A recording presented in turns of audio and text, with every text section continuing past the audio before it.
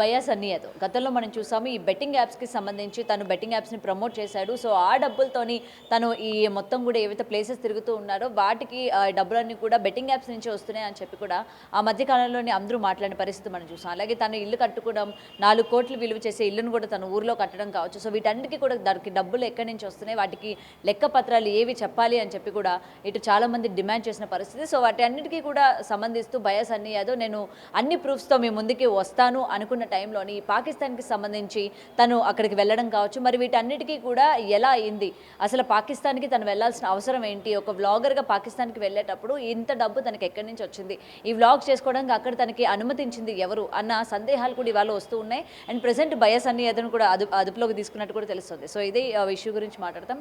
ఇవాళ మనతో పాటు సీనియర్ జర్నలిస్ట్ ఎదురుగా వడ్లంనేని గారు ఉన్నారు. నమస్తే మ్యామ్. సో ముఖ్యంగా ఈ బ్లాగర్స్ మనం చెప్తూ ఉంటాము, ఓకే మనకి ఎంటర్టైన్మెంట్ కోసం వీళ్ళందరూ చేస్తూ ఉంటారు అని చెప్పి చాలామంది లైట్ తీసుకుంటూ ఉంటారు. కానీ అలా లైట్ తీసుకోవడం వల్లే ఈరోజు జ్యోతి మల్హోత్రి ఆ అమ్మాయి కూడా ఏం చేసిందో మనం మొత్తం కూడా చూస్తూ ఉన్నాం. అండ్ ఈరోజు మనం చూసుకుంటే బయాస్ అన్ని యాదవ్ ముఖ్యంగా ఇలాంటి వ్లాగర్స్ని టార్గెట్ చేయడానికి గల రీజన్స్ ఏంటి, అండ్ తిన్నను కూడా దేశద్రోహి అని చెప్పి చాలామంది ఇప్పటికీ మాట్లాడుతున్న పరిస్థితి ఉంది. సో ఏం చెప్తారు దీని గురించి? మీరు అన్నట్టుగా ఈ భయ్యా సన్నీ యాదవ్ సరే, మీరు వ్లోగ్స్ చేసుకోవడం పెద్ద విషయం ఏం కాదు, మీకు ఇష్టమైంది మీరు చేసుకుంటారు. కానీ ఇలా వ్లోగ్స్ చేసుకుంటూ ఇన్ని కోట్లు ఎట్లా మీకు వస్తున్నాయి?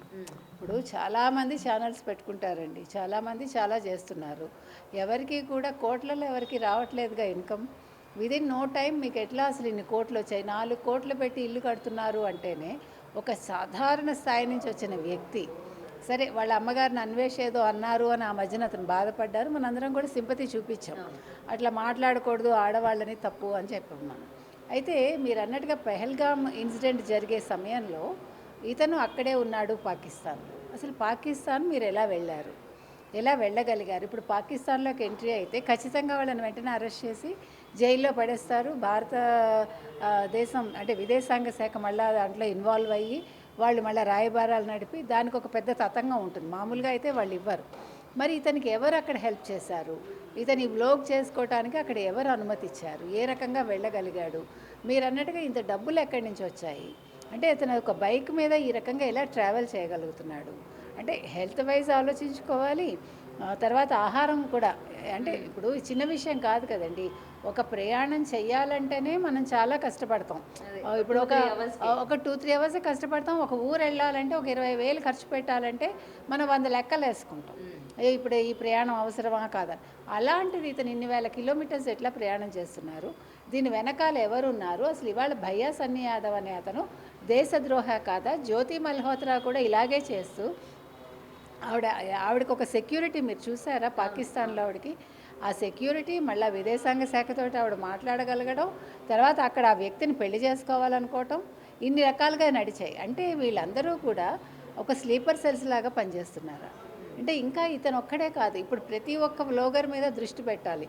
ఈ విధంగా ఎవరైతే ట్రావెల్ చేస్తున్నారో, ఎవరైతే వీడియోస్ చేస్తున్నారో వీళ్ళందరి మీద కూడా కేంద్ర సమాచార శాఖ దృష్టి పెట్టాలి.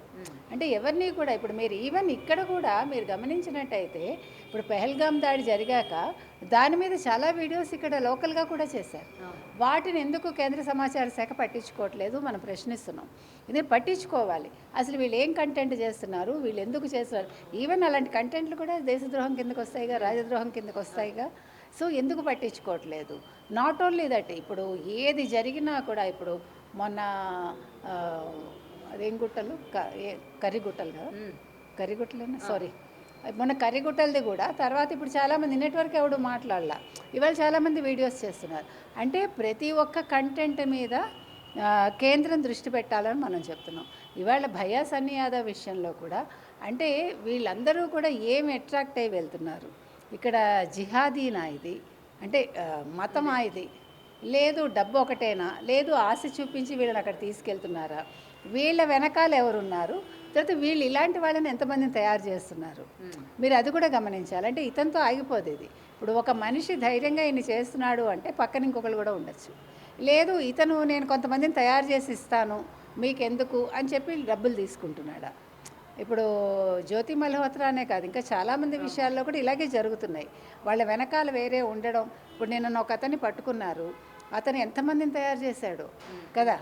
అంటే అంటే కేవలం ఫ్యామిలీ యొక్క సిచ్యువేషన్స్ ఏ విధంగా ఉన్నాయని చెప్పి టార్గెట్ చేస్తున్నారు అనుకోవచ్చు. ఎందుకంటే అంటే ఈ వ్లాగర్స్ మనం చూస్తున్నాం వాళ్ళ ఫ్యామిలీ విషయానికి వచ్చేసరికి వేరేగా ఉంటుంది. చాలా పూర్ అంటే బిలో మిడిల్ క్లాస్ ఉంటారు. వీళ్ళేమో వ్లాగర్స్ చేస్తూ డబ్బులు సంపాదిస్తూ ఉంటారు. సో ఇలాంటి వాళ్ళని టార్గెట్ చేస్తున్నారు అనుకోవచ్చు. ఖచ్చితంగా అండి. అంటే మీకు ఒకటి మతం, రెండు ఆర్థిక అవసరాలు. ఈ ఆర్థిక అవసరాలు ఎప్పుడైతే తీరుతున్నాయో వీళ్ళ వలలో పడిపోతారు. ఇప్పుడు గంజాయి మత్తులాగానే ఇది కూడా కదా. ఇప్పుడు గంజాయికి ఎట్లా అలవాటు పడతారు? ఫస్ట్ రుచి, తర్వాత ఇంకా దాన్ని వదలలేని స్థితిలో వీళ్ళని మర్చిపోయి మొత్తం అన్నీ పోగొట్టుకుంటారు. సేమ్ అలాగే జరుగుతోంది. అంటే నా కుటుంబం బాగుంటే చాలు, నేను ఏమైపోయినా పర్వాలేదు అనుకుంటున్నారా? వీళ్ళ మైండ్ సెట్ అట్లా తయారు చేస్తున్నారా? అంటే జిహాద్ వాట్ ఎవర్ వాళ్ళు వీళ్ళని అలా ఆ రకంగా తయారు చేస్తున్నారా? అది కూడా గమనించాలి. మీరు అన్నట్టుగా ఎప్పుడూ కూడా ఆర్థిక మూలాల వల్ల ఇవన్నీ జరుగుతాయి. ఆర్థికంగా ఎప్పుడైతే వెనకబడి ఉన్నారో ఆ ఇదిలో మనిషి తప్పటడుగేస్తాడు. సో ఈ తప్పటడుగేసినప్పుడు కుటుంబ సభ్యులు కూడా ఆలోచించాలి కదా. ఇప్పుడు వాళ్ళ అమ్మగారు ఉన్నారు, నా కొడుకు 4 కోట్లు పెట్టి ఇల్లు కడుతున్నాడు అంటే ఎట్లా వస్తుంది అని ప్రశ్నించాలిగా.